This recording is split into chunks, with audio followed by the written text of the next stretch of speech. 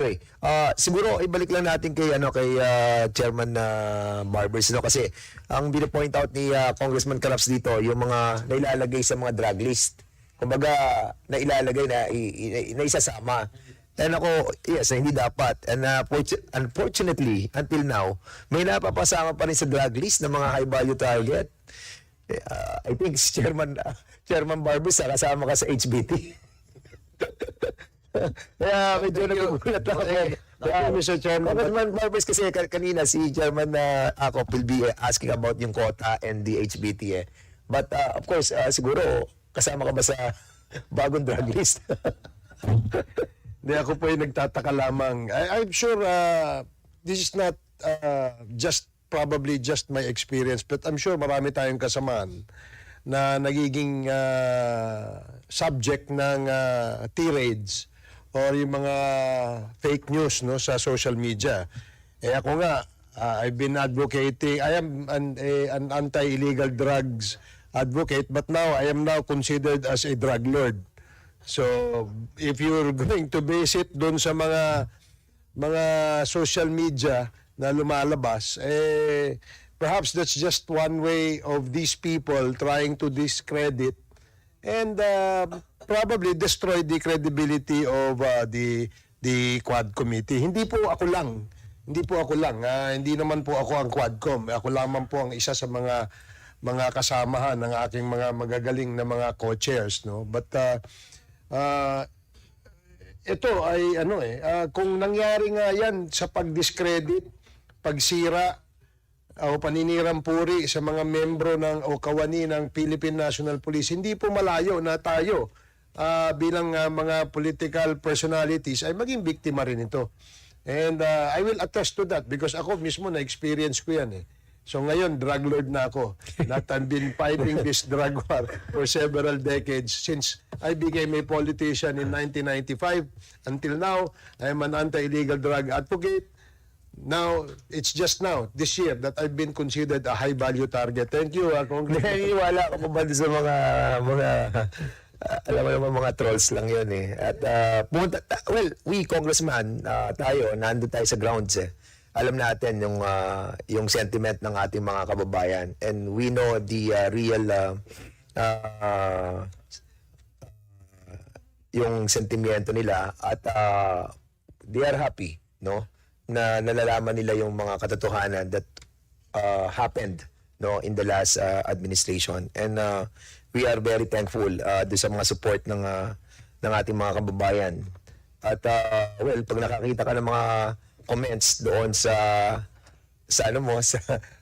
mga TikTok, palampasin mo na yun, huwag mo na tignan. Kasi alam naman natin na bayad yan. Actually, hindi ko naman pinapansin yan . And I don't want to give them the pleasure of laughing behind our backs by, seeing us getting affected. Hindi po tayo affected doon. Ang ano ko nga sana sa kanila, galingan nyo pa.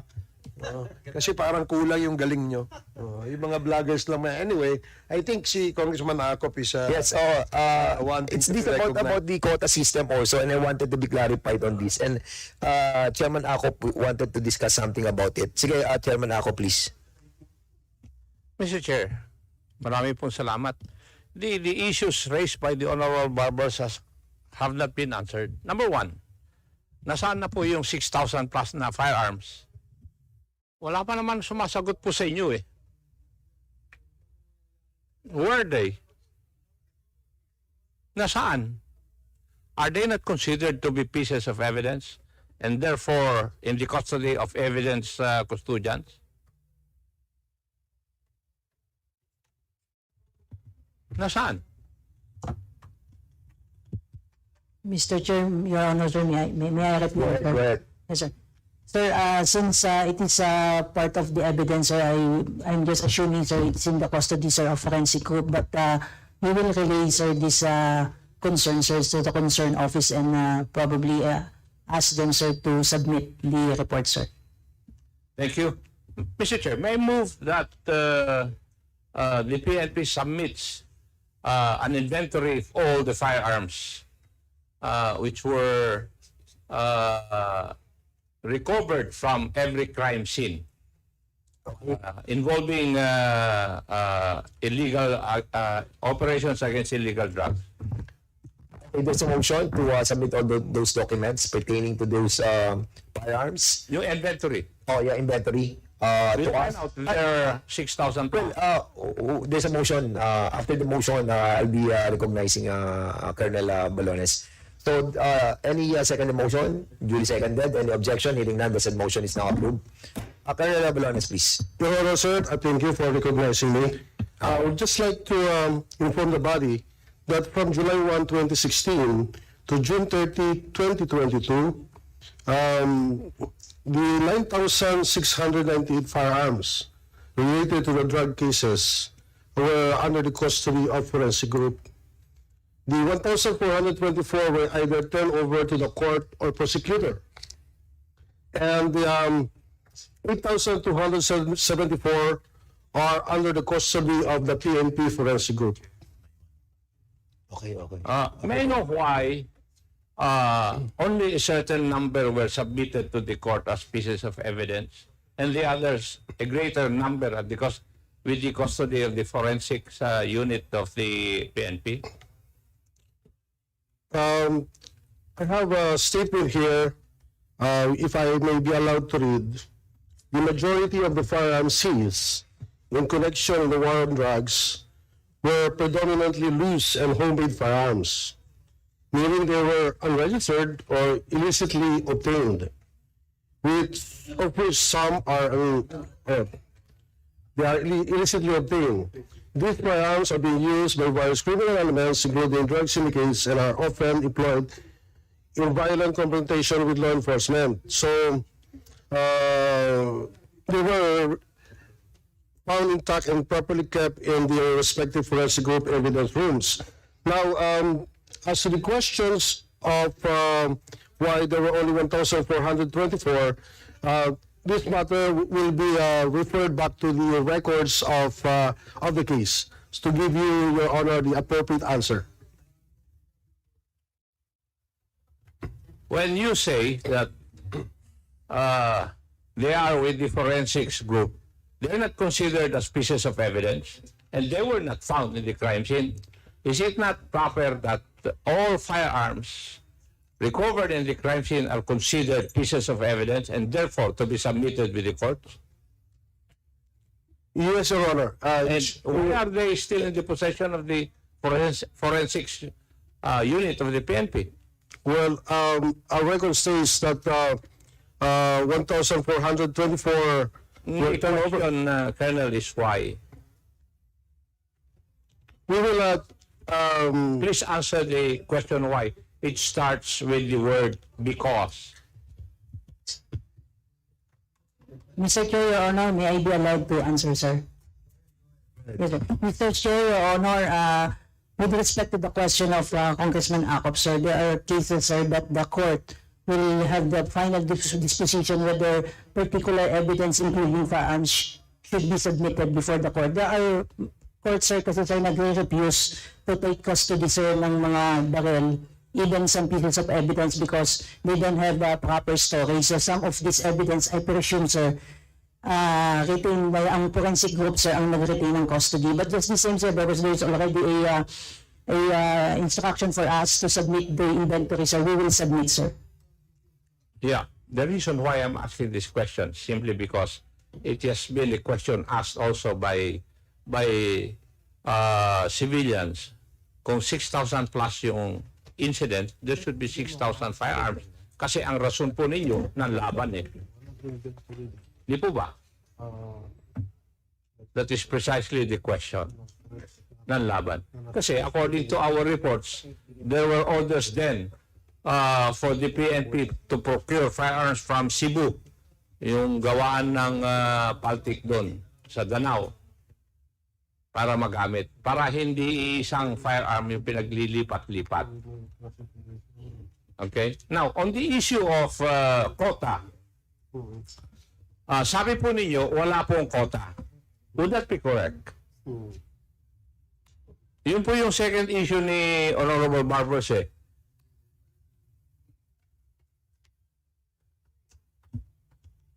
Mr. Chair, Your Honor, sir, I will be speaking. Teka, iya. Yes, Ikaw sir. ba yung nag-take your oath? Briefing lang? Okay.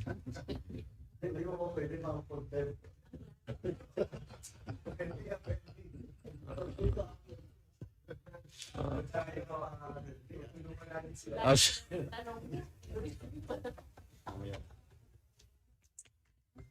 Go ahead.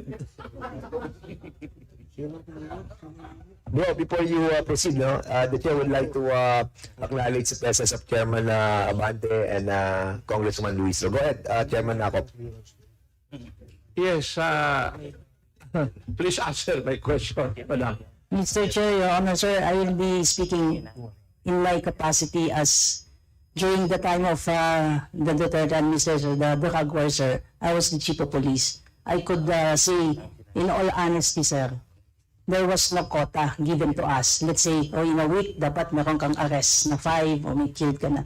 There was no written whatsoever, even verbal instruction to us to come up with a number of arrests in a week's time. However, probably, sir, some of the station who were really at the height of their career, sir, would like to impress their superiors and deliver some accomplishment. Probably, sir, the pressure is really there during that time to deliver accomplishment. But in all honesty, sir, yung quota, sir, there was no specific policy given to us, either written or verbal, sir. At least, sa personal kong experience, sir, as during my time as COP and even my time during provincial director, sir. Thank you. So you only speak for yourself when you were a chief of police. Now, may I know, doon sa implementation ng O-Plan double barrel, the first aspect is O-Plan Tokhang. Hindi ba kasama doon sa pagre-report ninyo, sa accomplishment report, yung mga nagiging chief of police or station commanders before, ay kailangan may matokhang kayo na number of houses? That is correct, sir. When we speak sir of the number of tokhang conducted, sir, the chief of police were required to submit reports. How many houses, how many drug users were visited and undergone tokhang, sir. That I could confirm, sir. And totoo ba yung kwan na sa isang buwan ay dapat meron kayong 50 households na matokhang?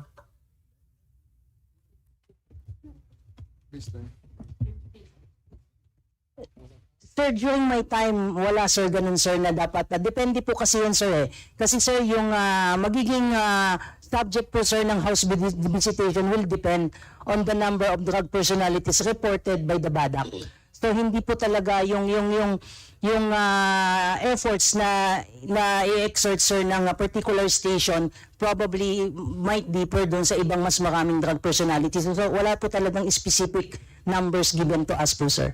Okay. Granting without accepting your proposition or your statement, is it not also correct na yun po ay basehan ng pagpropromote po ninyo ng inyong mga tauhan? Like I said, Mr. Chair, Your Honor, earlier, sir, na nandun yung pressure definitely, sir, for the station commanders to deliver accomplishment. So probably, sir, that really triggers the intention to really deliver accomplishment in terms of arrest and probably of some...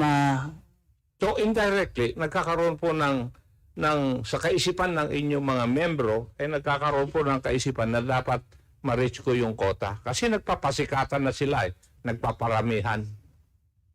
Would that be correct? Possibly, sir. Possibly, sir. Possibly. So, Honorable Barbers, that I think answers your two issues raised. Okay, thank you so much. Kasi hanggang 12:30 lang po talaga tayo. Mr. Chair, meron kasi nga, ewan ko ba bakit tayo hanggang 12:30 lang daw eh. But Okay, sa iyo, Dagook muna. I would just like, Mr. Chair, to move that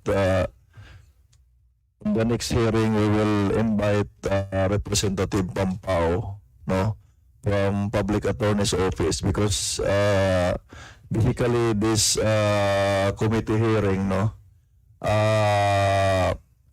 the objective or the purpose is to give legal assistance, no, doon sa mga kaso ng mga pulis. So we will invite a representative from PAO so that we can ask if at present, no, the PAO can create a special unit for the purpose. Okay, thank you so much, Congressman Dagook. We'll be inviting the PAO head, no? DBM, Mr. Chair. And also what? DBM, Mr. Chair. Can we DBM? DBM here? Para malaman natin, okay. Oh yeah, okay. We'll be inviting also the DBM. I wanted to show you something before. Kung wala na pong iba, I'll be showing lang muna yung isang presentation. Kasi ito, survey to that was conducted by the Policy Studies, Research and Statistics Division of the Dangerous Drugs Board. Ito yung mga, I wanted to show you, ito yung kinonduct na survey.